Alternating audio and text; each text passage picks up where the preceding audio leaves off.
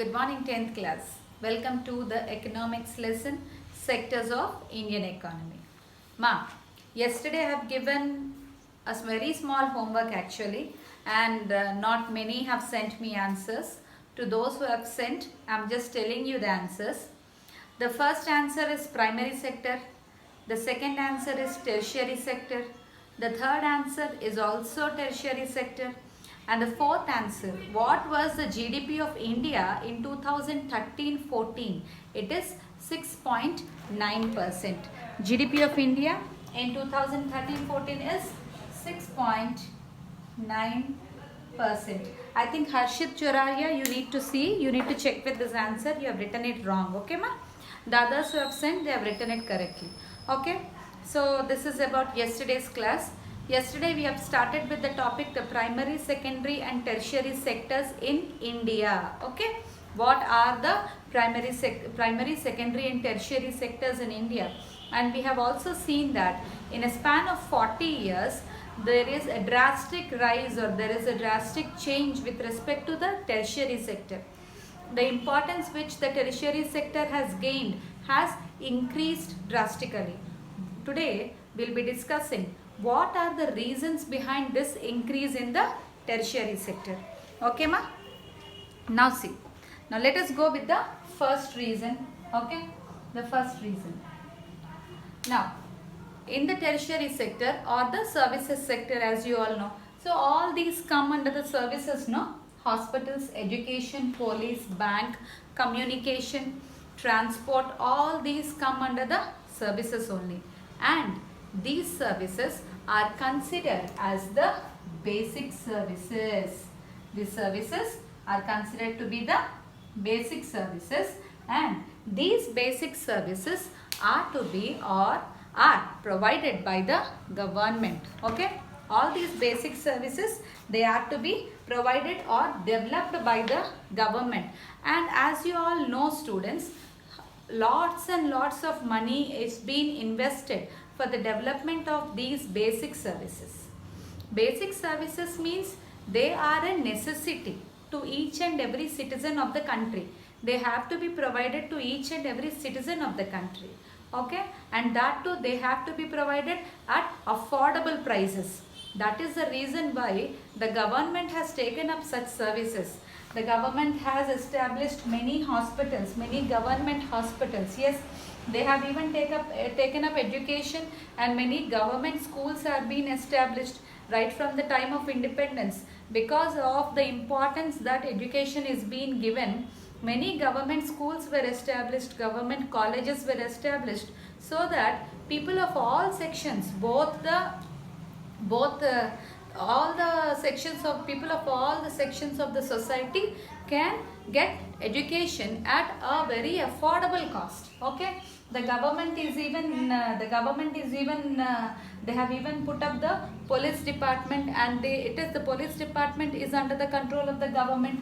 They have established banks, where the banks are providing services to the common man. In this way, these basic services are provided by the government. Okay, so this is a necessity. So this is one reason why the tertiary sector has gained more of importance after independence. Okay, now the second reason, development with respect to the primary and the secondary sector leads to development of the tertiary sector. So we have seen in the first class I have told you, the primary, the secondary and the tertiary sector are all interlinked with each other. Yes, the primary and the secondary sector is dependent upon the tertiary sector. Do you remember that we have discussed this point? How both the primary sector and the secondary sector are dependent on the tertiary sector. Okay, yesterday I have told you an example of an apple. In a primary sector, an apple is cultivated by a farmer, and that needs a secondary sector to convert it to a jam. Now the jam is ready. Now when jam is ready, will the manufacturer just look at the jam or eat all the jam by himself? No. He has to market his product. Then he needs the help of tertiary sector to market his product, to transport his product. For everything he needs the help of the tertiary sector for his product, the jam bottle, to reach the end customer. Did you understand? So here, when the primary sector and the secondary sector developed in the country, the development of these two sectors led to the development, increase in the development of the tertiary sector as well. Okay. So you understood this point also. The second point is clear now. Now let us go to the third point. Now here see. The rise in the income levels of certain societies in the country. The rise in the income level of people belonging to certain societies, people belonging to some in the country, it led to the rise in demand for services. Okay. Now the rise in income level of certain people of the society. Now in this society, just compare, let us go back to some 25 years. You can go back 25 years.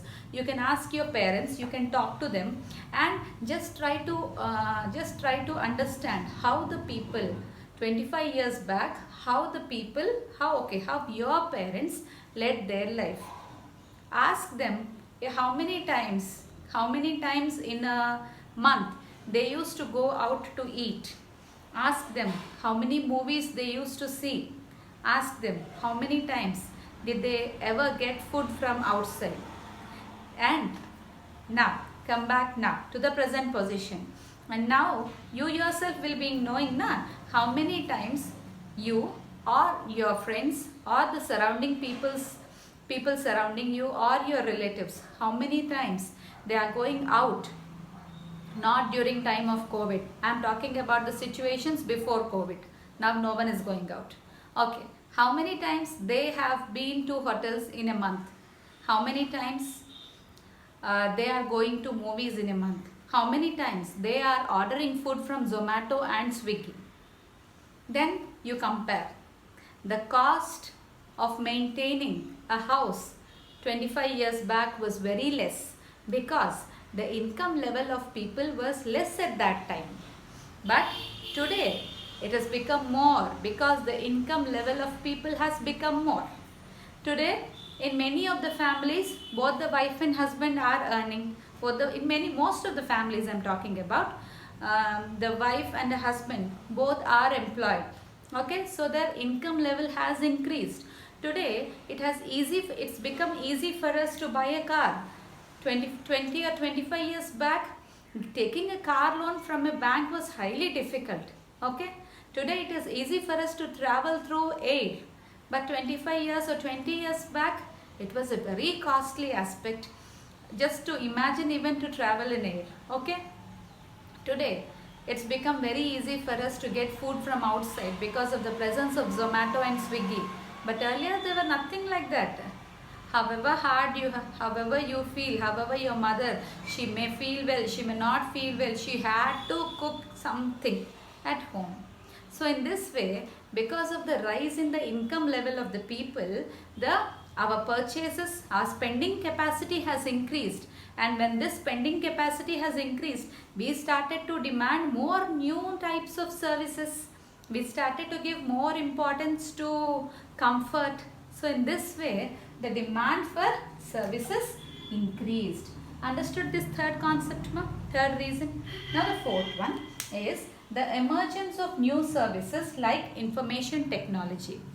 Okay, again, 20 years back, okay, two decades back, when I was in my graduation, internet was something very new to us. You know, having a mail ID, having a Gmail account was something we used to look off like this. Wow, that fellow is having a Gmail account. So that was something new, very new to each and everyone. We did not have access to information technology, to internets in this way. No one had laptops, no one had desktops. That was with very, very rare people, very few people in the society. They had a big dabba size of computer. Okay, so in such way, that was in those days. But now the necessity with respect to information technology has increased. People are more dependent on information technology today. So such services have become a necessity in these days. Now see here. Certain new services such as those based on information and communication technology have become important and essential today. Now again, the best example, cell phone. Cell phone. Before COVID pandemic, do any of the children have cell phones with them? No. And even parents, we were reluctant. We were not at all happy. We did not want them to have a cell phone. But today, what is the situation? A necessity is being created where we had to give a mobile to their hand in order to go with the online classes. Yes. So depending upon the necessity,